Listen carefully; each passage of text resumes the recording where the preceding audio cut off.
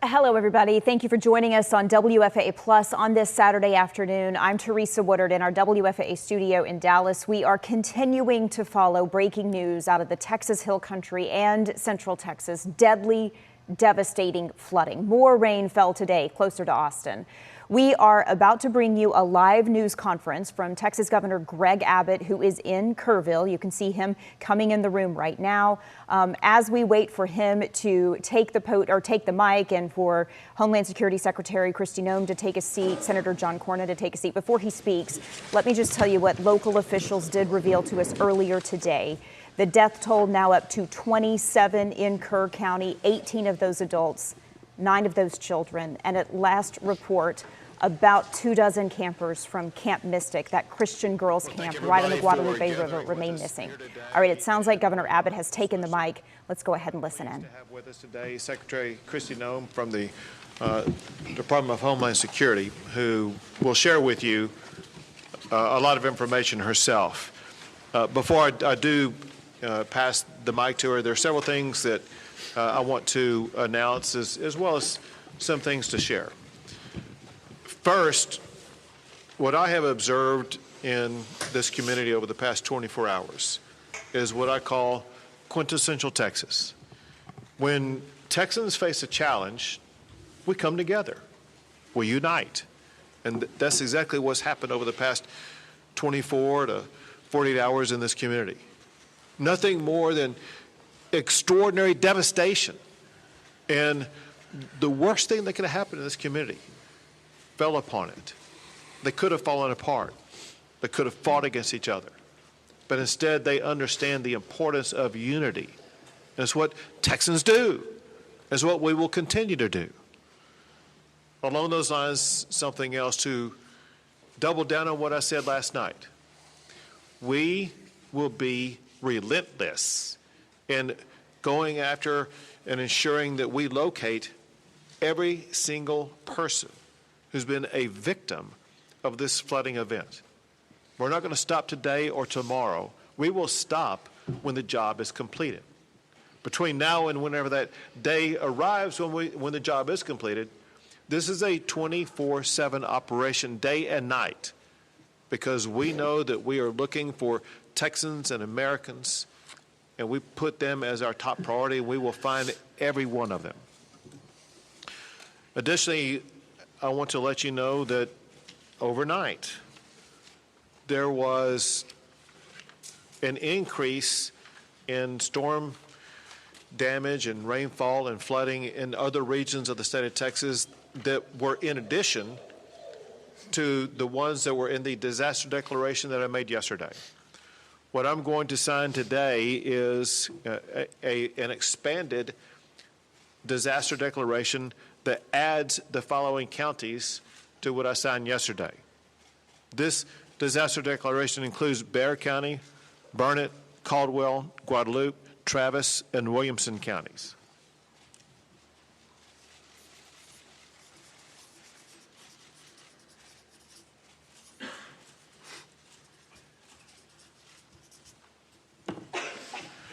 We will continue to add counties as needed, as conditions either worsen or improve in counties across the state of Texas. We will ensure that every asset and resource the state has is going to be made available to every county that's the subject of this disaster declaration. Also, I've had the opportunity to visit not just with Secretary Noem, but other officials in the Trump administration. And we know that President Trump, he loves Texas, for one. He's deeply concerned about all the families who've been affected, but also knows about the magnitude of the devastation that we're suffering. And so what I'm about to sign now is going to be the first step in a process. This document is a request for a federal disaster declaration coming from the governor to seek the immediate and ongoing help of the federal government.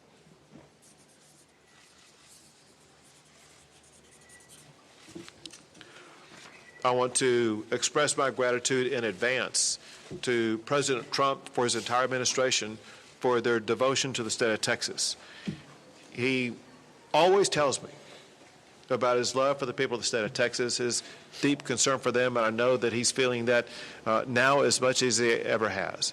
And there's no better way to show that than the fact that he wanted to ensure that he and his entire administration was represented here today by Secretary Kristi Noem, to whom I would like to turn things over at this time.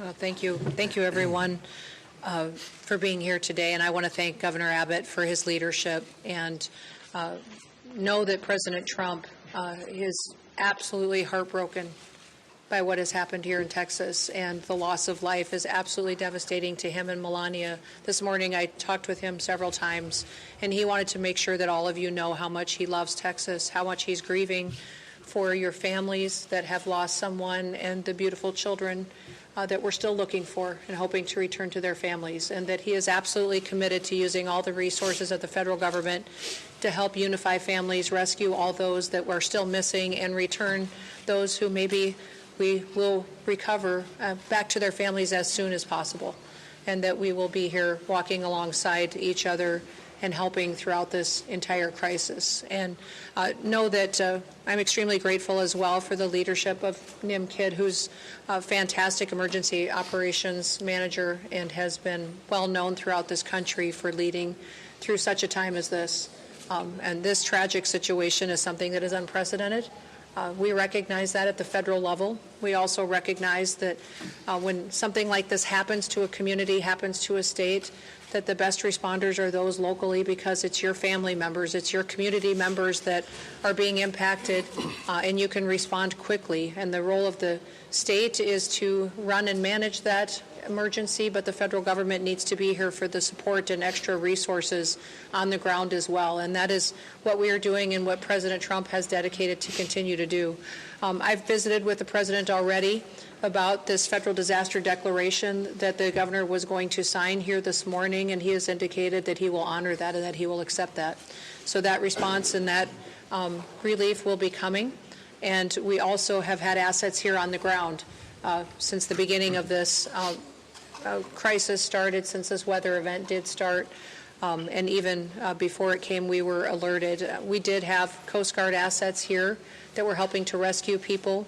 We're thankful for the airframe that showed up and those coasties that were here walking alongside our DPS, and the emergency responders that were here, the Texas assets that were deployed already, and that coordination was seamless, and I appreciate them for putting that request in right away. We also had our BORTAC team from Customs and Border Protection out here helping with rescues. They are a specialized, trained force to come in these types of situations and bring their skill set to bear that is a resource that's incredibly important to the Department of Homeland Security, but also in these types of situations when we need emergency management response. We also did have a CBP advisory interdiction specialist here that was helping with some coordination of air assets that has been present. And then we are looking at the other entities that are under the department, what can be utilized. And of course, FEMA is standing at an enhanced level right now, which means that they are plugged in to the State Operations Center. We are engaged, and then as this response goes forward, that their role will continue to be filled as it always is in these situations, and will be timely and responsive as to what the governor requests and what is needed here on the ground. I do know that the state of Texas is amazing in how it responds to disasters. Not every state is like that. Many states do not do what the people of Texas do. And you are an example to the nation of getting through these difficult times, but also know that you're not alone, that you have the entire country's hearts and are with you and are walking alongside you. And at the department, we will continue to bring more resources. We just, at the request of a previous conversation less than an hour ago, in visiting with him and with the governor, requested more fixed-wing aircraft from Coast Guard to come and help us, making sure that we're going out and locating individuals as fast as possible that we know are still missing, and that we also will send more airframe as far as helicopters that have the ability to come in, and some will be equipped, and the fixed wings with thermals so they can continue to work all night long. Some of the assets that other agencies may offer don't have that kind of equipment, but the Coast Guard does have it, and so that will be deployed so that the search and rescue efforts don't stop even when it does get dark at night. We'll continue to stay engaged, and I'll be here. I'm going to go up to the camp, Mystic, and I'm going to go around town and spend some time here today and make sure that when I am calling and talking to the president throughout the day that he has timely information and that the requests that are coming here from the leadership on the ground are met immediately and that we can take care of these families and take care of these folks right away. We do know the number one priority now is people, is making sure we're finding people as fast as possible and we're returning them to their families. And then also, throughout the process, we'll get into what damage was done to public infrastructure, what may have been done to, I know we have 1,800 people that are still without power. What I understand is people still have water, but we do have damage to bridges and to roads. Thankfully, dams held. But all of that is an assessment that we'll continue to work with you on to make sure that you recover as quickly as possible. So, again, thank you all for being strong and being an example for people. Someone told me a long time ago, over 30 years ago, that to never get angry on behalf of yourself, get angry on behalf of the other people, to always go out and get up every day and go work for other people and help them. And so I know many of you that are out there responding and helping your neighbors had losses too. You're hurting because you're grieving somebody that may have been lost. We were created to serve people. God created us to serve each other. And now is a wonderful time to go find somebody you can help, somebody that you can take care of and get them through this process, and that will make us stronger and better into the future. So our prayers are with you. President Trump wants you to know that he and Melania are praying for you and love you. And with that, I'll turn it back over to the governor. Sure. Well, thank you very much. Thank you so much for being here. Thank you for the assets and resources you and the Trump administration are providing. One thing that Secretary Noem mentioned was the fact that recoveries and rescues are being made, and what has happened over the past 36 hours is really amazing. When you look at what the local officials have done, working in collaboration with multiple state agencies as well as our federal partners, in 36 hours, they have rescued or recovered more than 850 people, some clinging to trees to save their lives, others in other precarious situations. It's just sheer heroism, the way that we've seen our first responders rescue so many people. And now I would like to turn things over to Senator John Cornyn. My thanks to President Trump and Secretary Noem for responding so quickly to Governor Abbott's request for a federal disaster declaration. And particularly, Madam Secretary, thank you for being here in person. It's really important and I think sends a very important message. Unfortunately, I've been to a number of disasters over the years across the state of Texas, as has the governor, and none of these get any easier. But I have to tell you, I remain incredibly impressed with Governor Abbott's leadership and the incredible work that the Texas Department of Emergency Management under the leadership of Noem do. They are literally the best in the nation. And what Secretary Noem said about other states not responding as well is true. It's something we should be very proud of and grateful for, particularly at a time like this. And then there are the men and women who are standing behind us here, who have been doing the work on the ground, not waiting for the federal government to show up. They've been getting the work done, as the governor pointed out. And we are all together, we are praying for those who have lost loved ones and are grieving. We are celebrating with those who have been reacquainted with and rejoined with their family members. And, a few years ago, the governor will remember this, up in West Texas after a terrible disaster, a county commissioner there said something to me that I think is appropriate at a time like this. He said, being from Texas is not just about where you're from, it's who your family is. And so when things like this happen, we come together as a family, as Texans, in a way that I'm very proud of. but it's very important because this is who our family is, and we owe it to them. And I take the governor at his word that he and his team will be relentless in supporting all of the efforts at the local and the federal level until every last person is accounted for and those families are reunited with their loved ones. But Governor, thank you again for your leadership. Secretary Noem, it means a lot to us for you to be here. And we appreciate Governor Abbott and Chief Kidd, but we appreciate President Trump and you responding so quickly to the governor's request for disaster declaration. Thank you very much. Thank you. And now Congressman Roy. Thank you, Governor. Thanks all of you for being here. Before I was crazy enough to run for Congress, my family and I started a tradition of coming down to Kerrville for 4th of July. And we've been coming here every summer since my kids were little. They're now 14 and 15 to see Robert Earl and whoever else was playing. And pictures have been popping up my phone, the ones that, kick on the anniversary of different shows, like a bunch of different shows over the last decade. It hits home. It really does. It hits personally for those of us for whom this is our community, our home. My family lives in Hays County, but we spend a lot of time in Kerr. And I can't say enough about the local leadership and what they've been doing in the face of this disaster. Your city manager has done an extraordinary job. Your sheriff has done an extraordinary job. I could go down the list of everybody, and I'll leave somebody out. But I can't say enough about what they've done, and then I can't say enough about the governor and about NIM and about the leadership that has come from the state and from DPS and from TDM to get this done and to do what we're in the process of still doing to react to this unfortunate circumstance. It's been professional and it's been extremely well done. And I have to say, the secretary yesterday, I reached out to her office.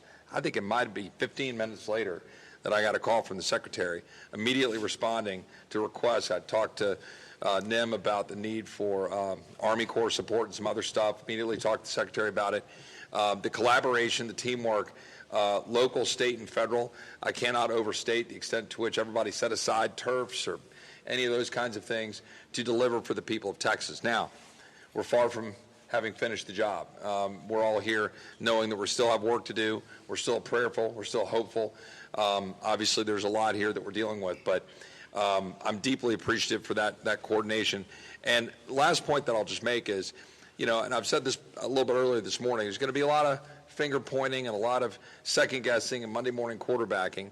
And I just want to pick up on what I think the governor said about 850-something individuals that were moved quickly in this circumstance and in a once-in-a-century flood where you get 12, 14 inches, where you get a 26 to 30-foot increase in water in the course of an hour and a half at 4 to 6 o'clock in the morning on a holiday. And that's what we're dealing with in these circumstances and where those camps are. There's a lot of people saying why and how, and I understand that. And I understand why parents would be asking those questions and all of the media.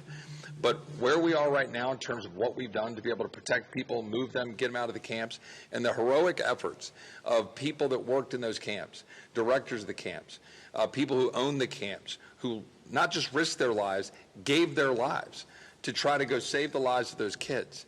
That's who they are as Texans. And I'm so proud of that. And I'm so proud of the work that everyone's done to do that. And now we just got to finish the job and be with the people. And importantly, pray for the families who have lost their loved ones. Thank you. Now, Kerr County Judge Kelly. Yes, I think I'm the only one at this table that lives on the Guadalupe River. And our properties were devastated, and I barely got home yesterday. I started my morning ushering in a crew with a skid steer and 2 dump trailers, 3 trucks, 9 men to start trying to rebuild what went down the river. I then had the opportunity to come here where I was asked to go over to the funeral home. I had issues over there. I am a 50-year lawyer and a mediator and arbitrator, and we had some issues that needed attention. And I got to see firsthand many of the body bags, and it breaks my heart. And coming back from that, we had an opportunity to go on a helicopter ride with the senator and the mayor and inspect the devastation. We flew all the way up the South Fork, all the way to Criders. And you can see what's happened, and it's going to be a long time before we're ever going to be able to clean it up, much less rebuild it. But there's nothing on the other side of Criders. It's just hill country. And we didn't know. We know we get rains. We know the river rises. But nobody saw this coming. And what I really have to report to you is it was a godsend to be able to get out of the helicopter, walk back into this building, and sit down with these people and cooperate, arm in arm, hand in hand, to do the best we can to work the process. The rescue has gone as well as can be expected. It's getting time now for the recovery, and that's going to be a long, toilsome task for us. And what I would reiterate that I've heard others say is as long as we stay together, we'll get this done. Thank you. Thank you very much. And now, Mayor Herring. I want to start off by saying thank you on behalf of the city of Kerrville and our 25,000 citizens. I want to say thank you to the federal government, the state government, county government. You know, as I look around the room in the Emergency Operations Center, I don't see different agencies from the state, the federal, the county. I see one team working together. It's important for our community to know it's one team. We will rescue those in peril, and we will find those who are lost. I continue to ask everyone who sees this today to pray for Kerrville and Kerr County.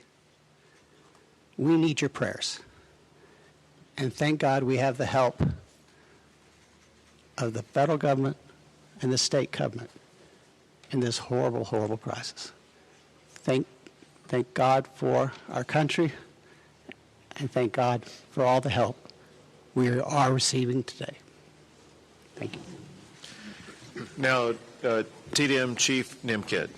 Thank you, Governor. My heart breaks. It's broken for those families that have lost their loved ones, and that fuels our drive to continue to search for them, and we will not stop until we find every one of them.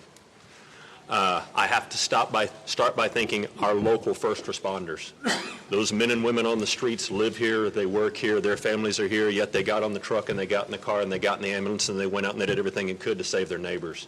You also have volunteers all over this county that do the job for free, that were out there working to save lives, many times putting their own lives and their property at risk. Our state partners have been phenomenal, nothing short. Madam Secretary, your federal team has been nothing short of remarkable and impressive. I'm grateful for that. Every time I've reached out to you or your staff or Acting Administrator Richardson or the Acting Regional Administrator, I don't think the phone has rang twice before you've answered. Thank you for doing that. Thank you for being here with us. Life safety continues to be our #1 priority. We will continue the search until all those that are missing are found. We will start cleanup and property damage assessments as soon as possible. Our teams from FEMA have been in the State Emergency Operations Center since before we started operating on this event. They are exactly where we need them to be, doing exactly what we need them to be doing. Our Border Patrol partners have been here, and I'm so grateful for the U.S. Coast Guard. Acting Administrator Richardson and Regional Administrator Stoller have been great partners to us. We continue to work forward. And if I may, I'd just like to run across a few more of the numbers. 1,331 state additional personnel that have been added to this response on top of all your local responders. Over 906 state assets here.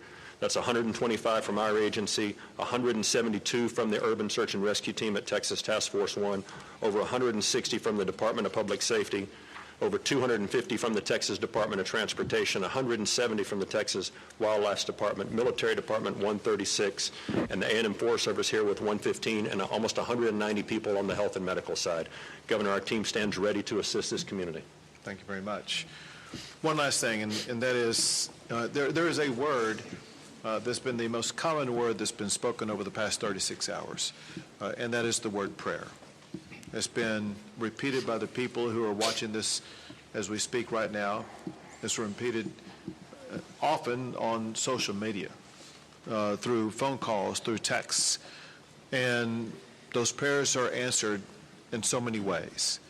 Answered by that child who was being swept down the river and happened to find a tree to cling on and was able to continue with uncommon strength to be able to remain clinging to that tree until a helicopter was able to descend upon her and lift her out of that harrowing situation. It could have been the reason why water stopped rising into a home or a cabin or something that would have caused an entire building to float away.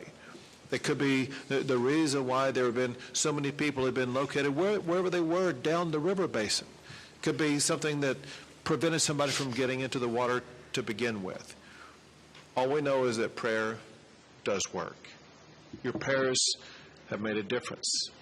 We ask for continued prayers as we continue our efforts to locate everybody who's been affected by this, and pray so much for the families who have lost a loved one, who are going through challenging times that they never imagined on the 3rd of July that something like this would happen. Prayer matters, and we thank God Almighty. God has blessed Texas and will continue to bless our great state. We'll take a few questions. Have the numbers changed? 27 dead and 27 missing from Camp Mystic. Sure. What I can tell you is there's still 27 missing. We have recovered some additional bodies at this time. We're trying to identify at this time. What I can tell you, an update, there's 32 deceased. 18 of those are adults and 14 are children. 5 of the adults remain unidentified and 3 children remain unidentified. We are still working on that this time. As I said earlier this morning, the numbers are going to continue to change. They're going to continue to change till we're done. It's been a very good day as far as being out there and being able to do some things, and we've got a lot done. Chief, early on there was a lot of conflicting information about the search, about the number of fatalities, the missing, even a lot of families and parents were rightfully concerned and more importantly confused about all this information. We just heard the judge refer to this as a shift from rescue to recovery. Can you clarify what that means? Are we talking about these missing people no longer believed to be alive? You'll need the judge to answer that piece. Our state assets and local partners are continuing to search for live victims. Is there any indication that there are still people out there alive? Any evidence? History would tell us that after a certain time period, those chances diminish, and we can talk about all of the numbers and the metrics on that. Our hope and prayer is that there are still people alive that are out there, and we are still actively searching for them, and we will continue. And listen, that will turn into recovery at some point, and none of us want to put a time period on that right now. But when you talk to the men and women that are up there in those helicopters and out in those boats and walking the ground, they're looking for live people right now and doing everything they can to continue this search as fast as possible. And Judge, just a moment to clarify, because we want to be very clear with especially families and parents that are watching this. What makes you feel like this has gone from rescue to potential recovery? Because there is a difference. We will eventually get to the recovery. 2 more questions? Well, we're going to do more than 2 more questions. I want to say this. My instruction to every state agency involved in this is to assume everybody who is missing is alive, and there's a need for speed. Not just every hour, every minute counts, which is why there's people in the air, people in the water, people on the ground right now, because they're looking to save every last life, and we will not give up that effort. 2 more questions. I live in Kerrville. Why was the National Weather Service not pinging their phones before 7 o'clock this day of 4th of July? We need a federal people who can answer that maybe for us. I got updates at 7 o'clock. First one I heard, and I heard updates throughout the week, but not before 7 o'clock in the morning. Wasn't that a fundamental failure of the federal government's responsibility to keep us safe? Well, you know, my background is, before I was in the secretary position here under the Trump administration, I was governor of South Dakota and served in Congress for 8 years before I was governor. And so I will tell you that for decades, for years, everybody knows that the weather is extremely difficult to predict, but also that the National Weather Service over the years at times has done well, and at times we have all wanted more time and more warning and more alerts and more notification. That is something, and one of the reasons that when President Trump took office, that he said he wanted to fix, and is currently upgrading the technology, and the National Weather Service has indicated that with that and NOAA that we needed to renew this ancient system that has been left in place with the federal government for many, many years, and that is the reforms that are ongoing there. The timeline that I have, I don't oversee the National Weather Service, that's not under my department, but the timeline that I did receive from them was that the notifications started to look at its expansion for its limited flood impact area that started on July 3rd at 1:18 p.m. The flood watch was issued.